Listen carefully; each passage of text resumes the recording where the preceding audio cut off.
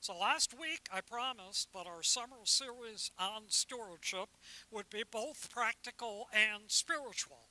It may not have seemed so at first because we started with the principle you are not your own. You're God's treasured possession. You are bought at a price through the sacrifice of Jesus. But that principle has practical implications. If we are not our own, that we are not the boss of what we do with our lives. Expressive individualism, the quest for personal fulfillment, can be laid aside. A commitment to God's kingdom and God's will can become our first priority 24/7, 365. That's what stewardship is. It's living that way, living as if God owns everything we would otherwise call our own: our time, our energy, our money, our talents or skills. The job of a steward is to manage those things on God's behalf.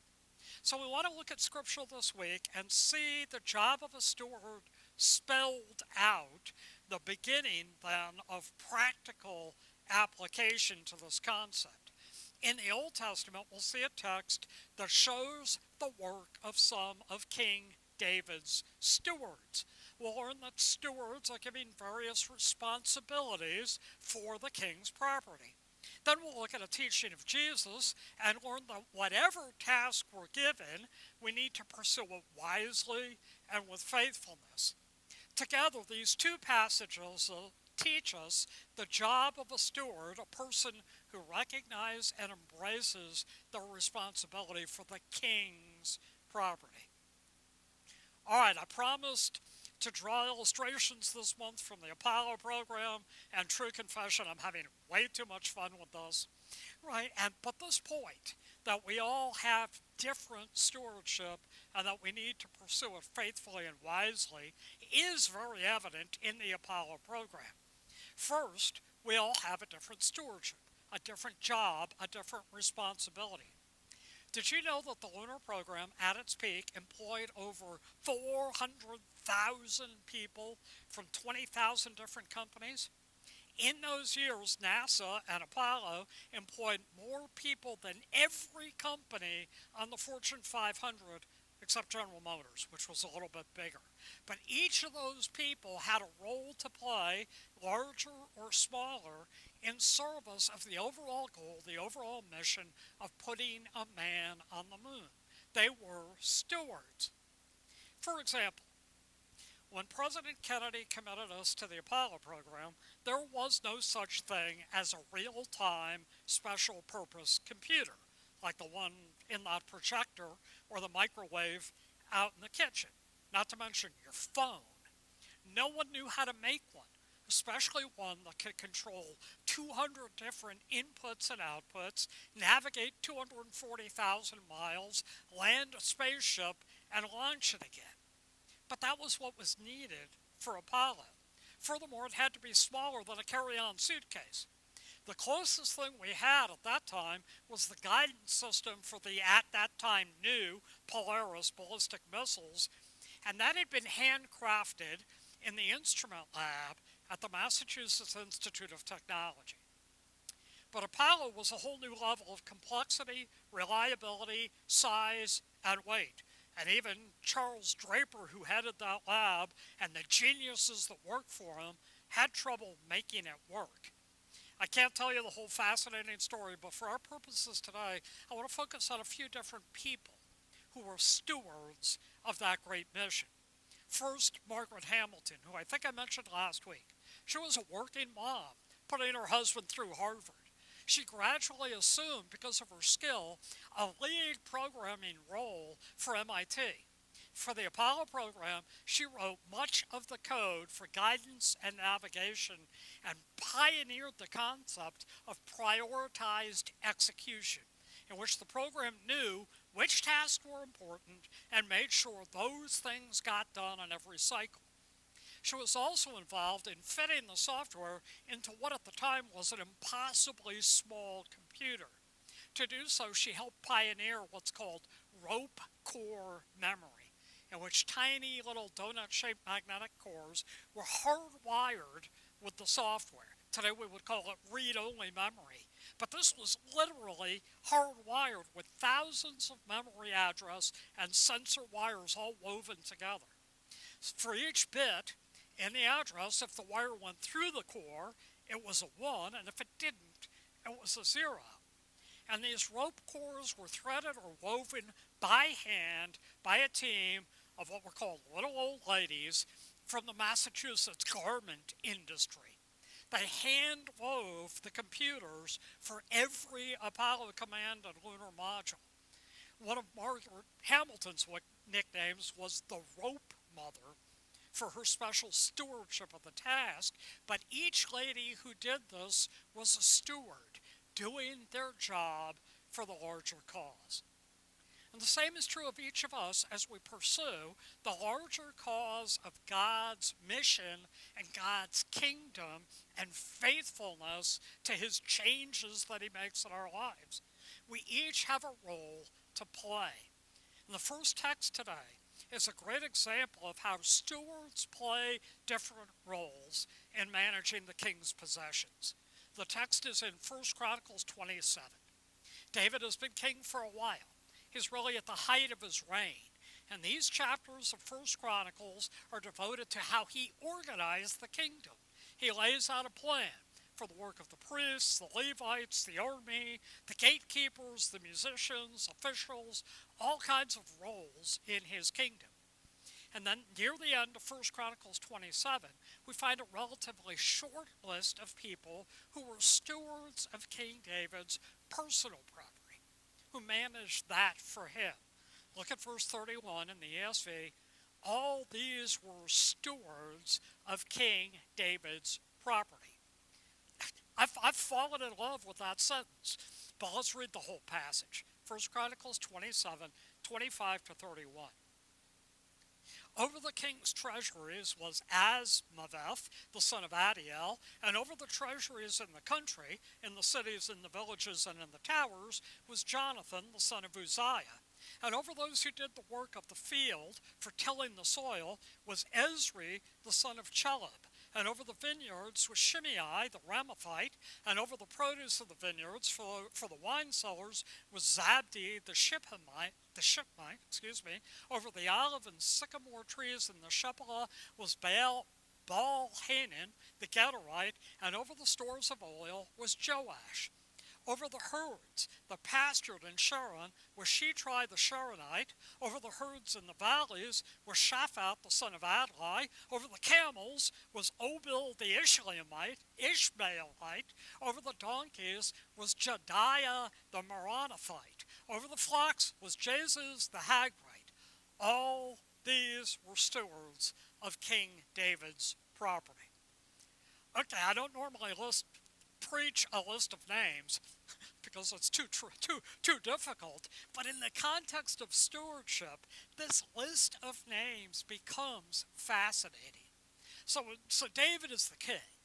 He has a wide variety of things that he owns: properties and riches and lands and livestock. These are not his kingdom possessions, but I believe his personal possessions. Yet he is the king. He's got a kingdom to run and wars to fight and songs to write. So he doesn't personally manage all the things. He has people to do that. Some of these are people who have served him well, those who are particularly trustworthy. Some are those particularly gifted in some arena, and he gives them charge of his possessions. That, folks, is everything we're talking about in this series. Jesus is the king, and he's made us not only his sons and daughters through faith, but he's also entrusted us with lots of things that he actually owns, but that we are called to manage. And he's gifted us through the Holy Spirit to do that. So we're all stewards. We all have some niche that God has created in which we manage. So let's look at these names. In charge of the treasuries, David's personal bank accounts, was Azmaveth, the son of Adiel. It's very likely that Azmaveth was one of David's 30 mighty men from a town called Baharam. But the treasuries he was responsible for were likely those in Jerusalem, because the next person on the list, Jonathan, the son of Uzziah, was responsible for David's remote bank holdings in the towns and villages and fortified towers. Jonathan was a common name in those years. We really don't know which one he was, but we do know these were very responsible positions, for David's personal holdings were extensive. When Solomon is grown and David is dying, he makes a personal donation for the future construction of the temple, and he says this: I have a treasure of my own, of gold and silver, and because of my devotion to the house of God, I give it to the house of my God. 3,000 talents of gold, of the gold of Ophir, and 7,000 talents of refined silver for overlaying the walls of the house. So David had these possessions, and the stewards were given responsibility. The next one on the list, Ezri, the son of Chaleb, possibly from the tribe of Judah, had charge of David's farms and farmers, growing the grain and other field crops. We don't know where these fields were, but we know that Boaz, David's great-great-grandfather, owned extensive barley fields near Bethlehem. So again, a significant stewardship, and one that assumes that Ezri, the son of Chaleb, is well-suited, gifted to do this. In charge of the vineyards was Shimei the Ramathite. He wasn't from David's tribe. He was from Saul's tribe, Benjamin, and from one of the key wine-growing areas in David's kingdom, Ramah, so that he probably had gained expertise there. This wine was so important to David's holdings that there was one official in charge of the vineyards and another, Zabdi the Shipmite, in charge of the wine cellars. We don't know anything about the place Zabdi was from, nor about the man himself, except his name means this: gift of God. And that's typical of stewards. Being a steward doesn't mean becoming famous or well-known. It means being used of God in a specific way, allowing God to give us to that work and get the glory. May it be said of us, as it was of Tish's dad, Jerry, yesterday, that he was God's gift to them and God's servant for all his life. That's the kind of stewardship we're looking for. Few more people here. We move down to the Shephelah. That's a place, the lowlands, between the Judean hills and the coast. And this is an area that was always in contention between the people of Israel and the Philistines and other coastal dwellers. But here David had both olive groves and sycamore trees. We're not sure. It's quite possible that these were sycamore fig trees with a crop, like the ones Zacchaeus climbed in Luke's Gospel. But the fascinating thing is that Baal Hanan, which means the grace of Baal, is clearly a pagan name. Gader, his town, is likely near the coastal plain, also known as Gazer, and it's a pagan town. And yet this man was David's steward of trees. You don't have to have certain credentials or family line to be a steward in God's kingdom. It's a calling on your life personally. Now, as with the wine, there was a separate steward for the stores of oil. He's Joash, maybe the same person mentioned in 1 Chronicles 12:3 as another of David's mighty men, given this position of trust. Moving north into Galilee, we find David had herds, probably of cattle, maybe of oxen, and the place name is Sharon, as in the Rose of Sharon mentioned in Song of Solomon, and the steward of these herds was Shitrai the Sharonite, obviously from Sharon.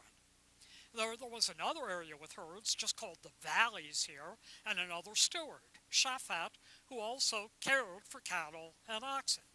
Another steward, Obil the Ishmaelite, had care of David's camels. The interesting thing about Obil is that he's a foreigner. He's an Ishmaelite descended from Abraham's son Ishmael. David also had donkeys, and the steward was Jediah the Meronothite, probably a town or region near Gibeon in the tribe of Benjamin again. And finally, David had flocks, sheep. That's not particularly unexpected. He'd been a shepherd as a boy. But the steward of these flocks was Jaziz the Hagrite, who was probably also an Ishmaelite foreigner. This tribe, the Hagrites, had lived east of the Jordan. They were conquered by the Israelite tribes that stayed east of the Jordan, and the record shows that they had huge flocks of sheep. Jaziz was probably gifted and skilled in this area. And then the author of First Chronicles adds my favorite line, all these were stewards of King David's property. They weren't owners, they were stewards. And the word steward there is not a narrow word. Old Testament Hebrew doesn't have a specific narrow word, as Greek we'll see does. But this word is a broad word, and it's translated by all kinds of words like prince, captain, commander, official, keeper, ruler, many others.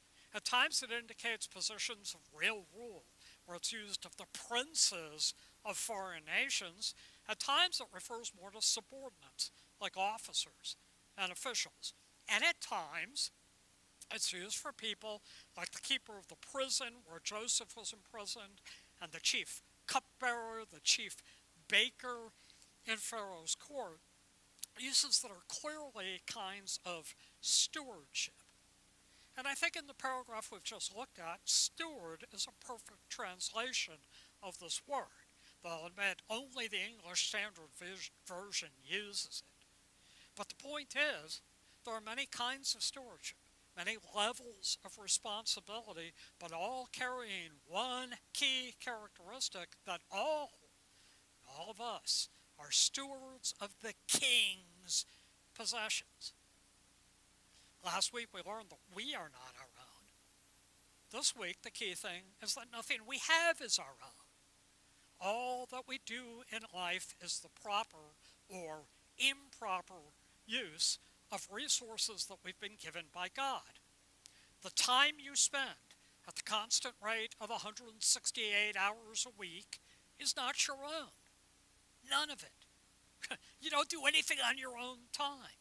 It's all a gift from God. Every dollar you've ever earned and every dollar you've ever spent has been God's dollar. Every talent you have, from cooking to singing to engineering to managing, is something God the Creator built into you, or God the Holy Spirit gave you when you were redeemed. The energy to get out of the bed in the morning, or the energy that 400,000 people invested in Apollo, all of that energy is given by God. It's His to give. So just as the truth that we are not our own is foundational to stewardship, so the truth that we don't own anything, we only manage the king's possessions, that's foundational to proper stewardship. And it allows us to push back on the fallen human tendency to strive for self-fulfillment and to lift up the real purpose of life as serving God 24/7, 365.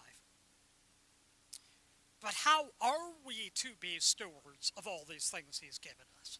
In a real sense, the rest of this series, the rest of this summer, will be spent answering that question. But today, we get to see two fundamental characteristics of our stewardship. We steward wisely, and we steward faithfully. We see that our responsibility is for another person's property, another person's best interest, and so we strive to manage all of that carefully with wisdom and without faltering, without taking time off from that. We'll see the importance of that in our other text, Luke 12:42-48. And the Lord said, "Who then is the faithful and wise manager whom his master will set over his household to give them their portion of food at the proper time? Blessed is that servant whom his master will find so doing when he comes. Truly I say to you, he will set him over all his possessions. But if that servant says to himself, 'My master is delayed in coming,' and begins to beat the male and female servants, and to eat and drink and get drunk, the master of that servant will come on a day when he does not expect him, and an hour he does not know, and will cut him to pieces and put him with the unfaithful. And that servant who knew his master's will, but did not get ready or act according to his will receive a severe beating. But the one who did not know and did what deserved a beating will receive a light beating. Everyone to whom much was given, of him much will be required, and from him to whom they entrusted much, they will demand the more.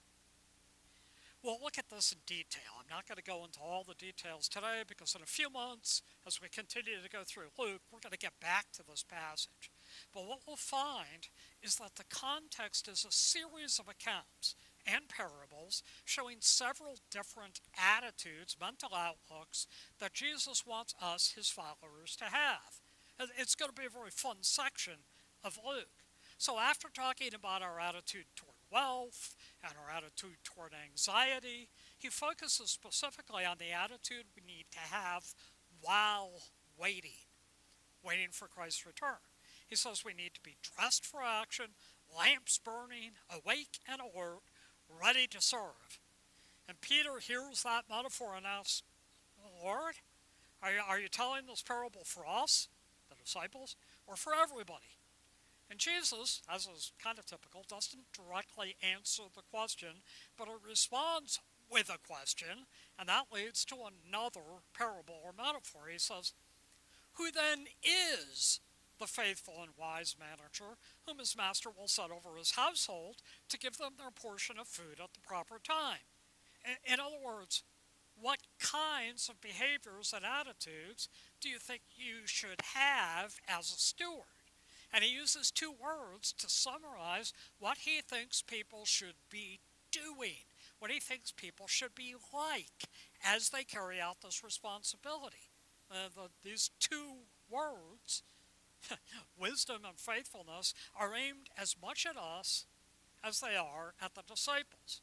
So a steward, a believer, you and I, living 24/7, 365 for God, should be faithful. We should try to be wise. Of course, the translation here uses the word manager, where I'm using the word steward. But in this case, in New Testament Greek, the word really implies stewardship. A manager is someone hired to do a specific job. It's true he manages another person's property and interests, but he still owns himself. The steward, in New Testament times, was sometimes a free person, but more often he was a slave. He was the chief slave in a household. He was bought at a price, and his life and work belonged to the master. So in this case, the slave is set over the household to manage it well, to give the other slaves their food, servants their food, at the proper time. And Jesus says that for anyone, like the disciples, like us, anyone given responsibility in the kingdom, in the household of the king, for anybody like that, caring for others is a key responsibility. Notice what he says. Blessed is he whom the master finds so doing this, being wise, being faithful, carrying out the responsibilities he's been given when his master returns. The wise and faithful servant is the one who knows his or her responsibilities and carries them out faithfully, even though the master is out of sight and may seem unlikely to return anytime soon. That kind of faithful servant who is wisely doing his duty is blessed, Jesus says. He's doing what the master is looking for, and that kind of faithful stewardship will be rewarded, Jesus says, with even more responsibility for the master's possessions. Now, if that reminds you of another parable, it should. The parable of the talents in Matthew 25 and the parable of the minas in Luke 19 are also about stewards who are given various levels of responsibility for the master's possessions and responsibilities while their master is away.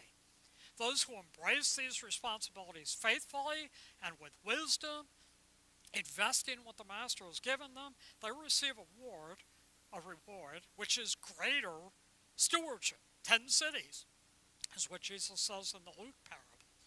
But they also receive something many of us feel is the greatest reward, their master's commendation. Well done, good and faithful servant. You have been faithful over a little. I will set you over much. Enter into the joy of your master. This is one of the things we can celebrate with assurance when someone like Tish's dad is called home, that he's receiving his well done, as was said yesterday. But it's also possible for any of us to abuse our stewardship. But if that servant says to himself, my master is delayed in coming, and begins to beat the male and female servants and to eat and drink and get drunk, the master of that servant will come on a day he does not expect him, at an hour he does not know, and will cut him in pieces and put him with the unfaithful. Strong words. The steward who neglects his calling, lives for himself, eating and drinking and getting drunk, will be judged for that. The one who abuses others will be judged. In verse 47, the servant who knew what his master wanted, as you and I do, but did not get ready or act according to his master's will, that servant receives a severe beating. I mean, the heart of stewardship is to know what Jesus wants you to do, which you can learn easily from his word and through his spirit, and then to do it.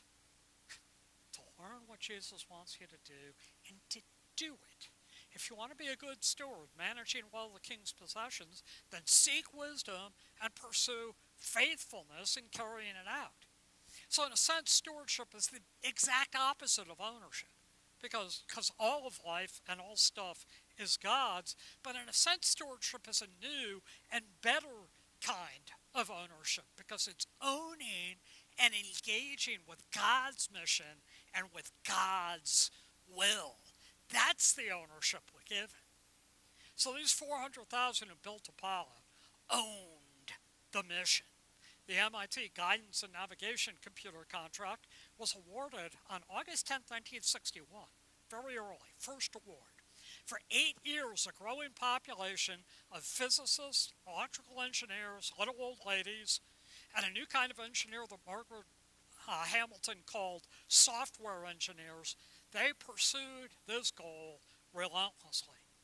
The little old ladies who hardwired the computers knew that the success of the program and the lives of the astronauts rested on their stewardship, their flawless work. At one point, one particular set of rope cores had passed its acceptance test at the factory, but the women themselves rejected it.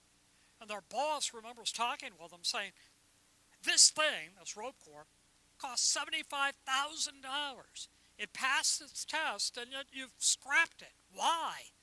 And one of the ladies, he says, looked up at me with this face and says, you know, I built that, and it passed. But I don't think it's too good. So you wouldn't want me to pass something that I thought wasn't too good on to one of our boys, the Apollo astronauts. She says, this isn't a missile that we fire.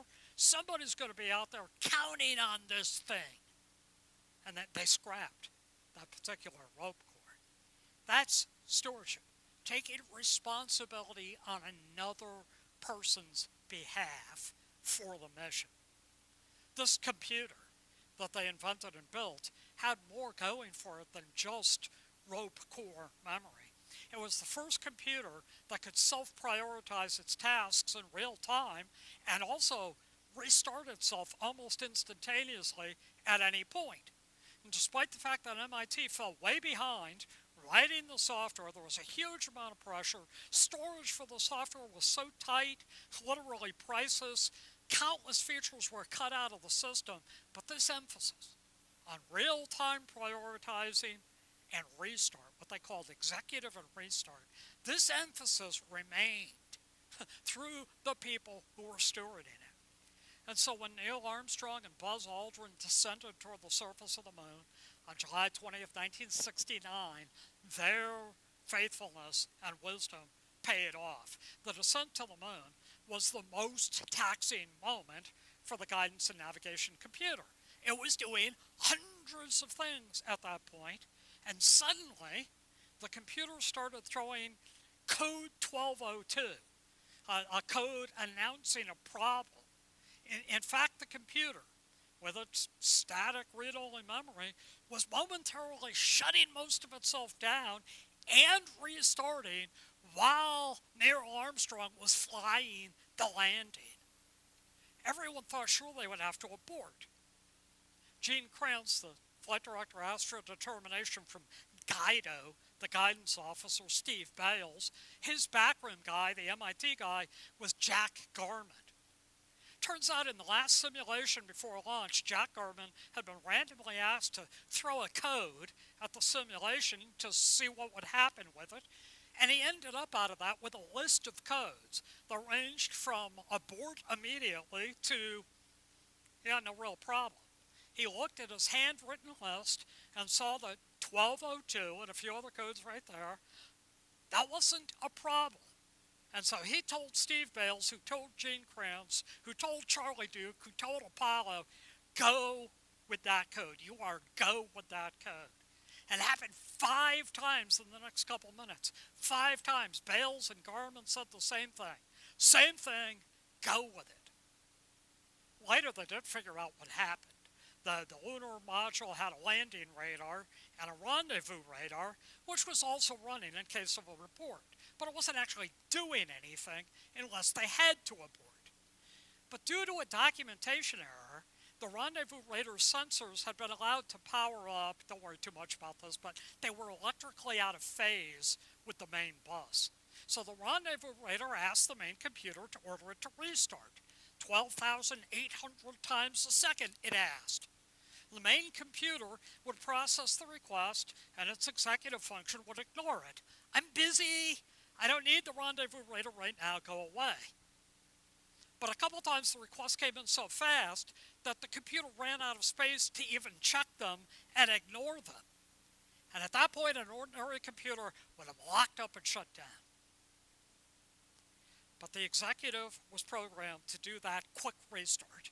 And it did its job the way MIT had programmed it. It shut down most of itself for the briefest moment while continuing to do the nav functions. It threw a 1202 at the world to say what it was doing, and it didn't miss a beat landing the lunar module. All because the programmers had been wise and faithful stewards of the mission that they had been given. That's us, folks. We're stewards. We recognize that we're working with the king's possessions. We recognize that we're working the king's mission.